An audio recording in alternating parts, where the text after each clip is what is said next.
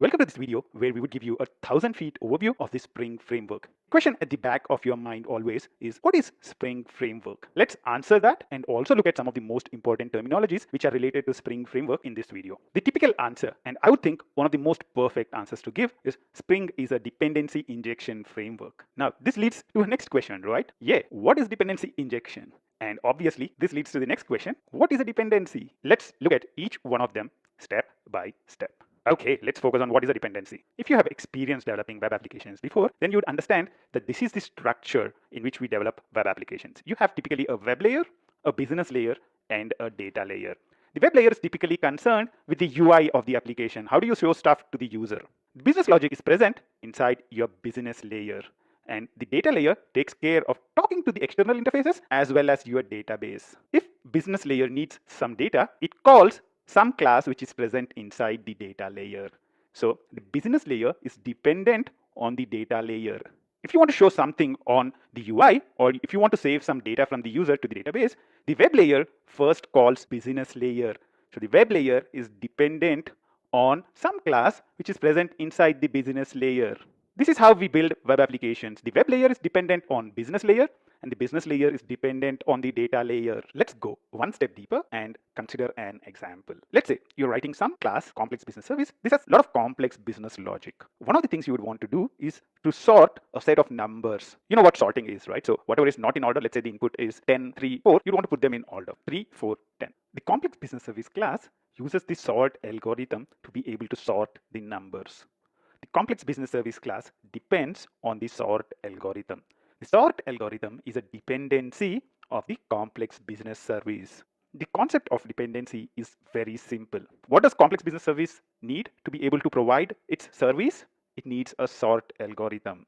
A dependency of a class is basically what are all the things it needs to be able to perform its functionality. This might look a very simple example, but when we are talking about big applications, you are talking about thousands of classes. You're talking about different classes in different layers having multiple dependencies. So in a typical application, you will have a lot of classes with a lot of dependencies. Before Spring Framework, this is how we used to create dependencies. So the complex business service needs a sort algorithm. So what we are doing is we are using a bubble sort algorithm. You don't need to really worry about what bubble sort is and what are the other types of sorting. All that you need to know is bubble sort is one of the algorithms. Let's say it's a class which is implementing the interface sort algorithm. The way complex business service creates an instance of the sort algorithm is by saying new bubble sort algorithm. Think about what is the problem with this kind of code. What would happen if I directly instantiate the dependency I would need? The complex business service is directly instantiating the bubble sort algorithm over here. What if you'd want the business service to use a different sorting algorithm? Let's say I would want complex business service to use a quick sort algorithm. I need to modify this code with the new quick sort algorithm. This kind of code where the complex business service is directly instantiating a specific dependency. Here complex business service is instantiating, is creating an instance of bubble sort algorithm. This is called tight coupling. Complex business service is tightly coupled with the bubble sort algorithm. Tight coupling is not considered to be good. Good code has loose coupling. How do we make this code loosely coupled? The way we would remove tight coupling is by removing the instantiation.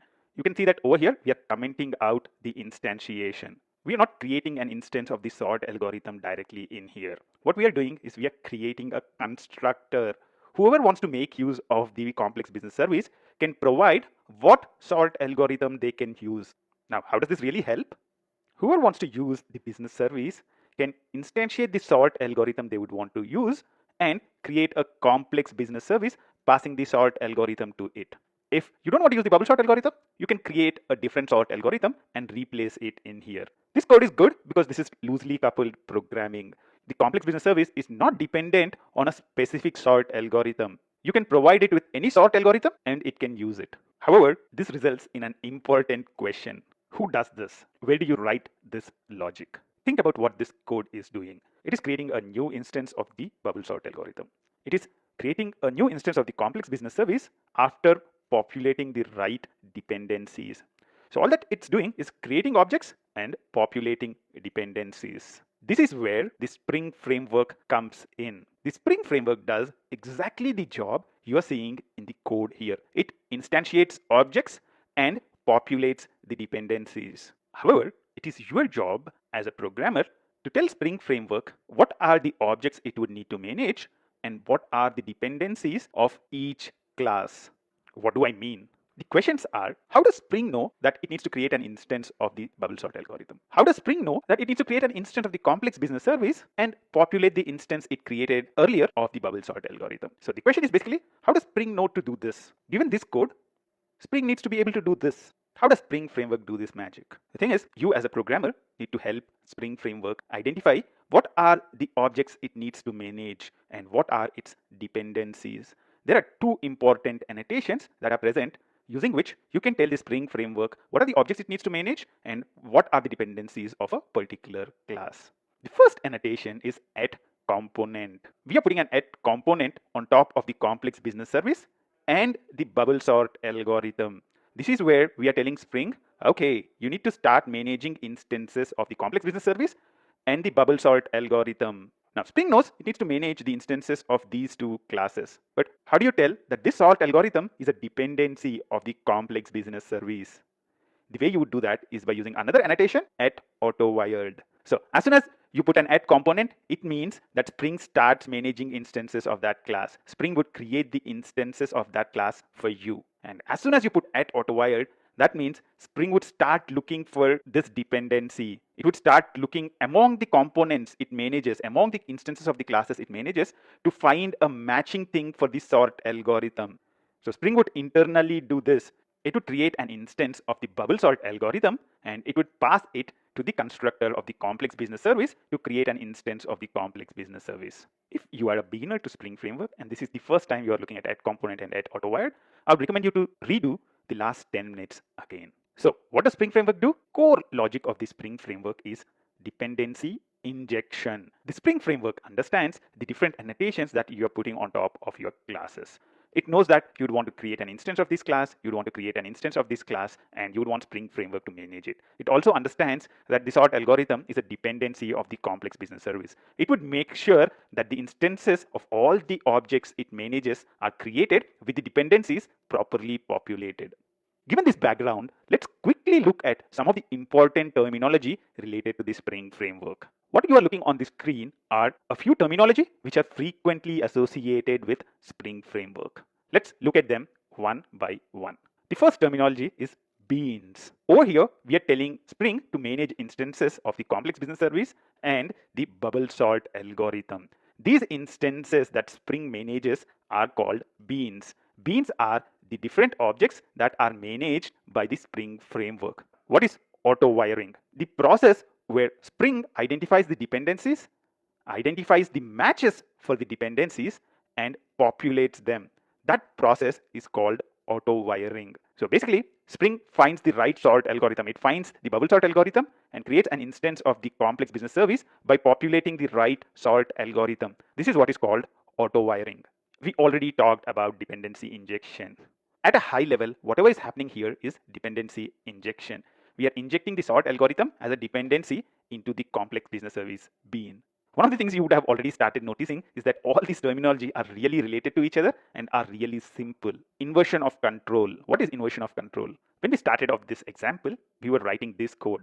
Who is creating the instance of the bubble sort algorithm here? The class which needs it. So the class which needs the dependency creates an instance of the dependency. Who is creating the instance of the dependency in this example? The Spring Framework is creating the instance in here. We are taking the control from the class that needs the dependency and giving the control to the framework, to the Spring Framework. And this is called inversion of control. And that leads us nicely into the next terminology, IOC container. It stands for inversion of control container. IOC container is a generic terminology to represent anything that is implementing inversion of control. In the case of Spring Framework, the typical IOC container is the application context. Later, we would also talk about Bean Factory, but let's say for now, the most important IOC container as far as Spring Framework is concerned is the application context. So the application context is the one where all the beans are created and managed. Application context is the most important part of the Spring Framework. That's where all the core logic of Spring Framework happens. The idea behind this video is to give you a big picture, a 10,000 feet view of the important concepts in the Spring Framework. One of the things that you would see in the next section is we would repeat these concepts again. As a beginner to Spring Framework, you need to understand these concepts perfectly, and that's what we would help you to do by repeating the concept in the subsequent few steps. Wow, this was really a long video where we introduced the Spring Framework to you. At the core, Spring is a dependency injection framework, and we also looked at all the important terminologies that are associated with the Spring Framework. From the next step, let's get our hands dirty and start practicing whatever we looked at in this step. I can promise you that the next few videos will be a lot shorter than this specific video. Thanks for your patience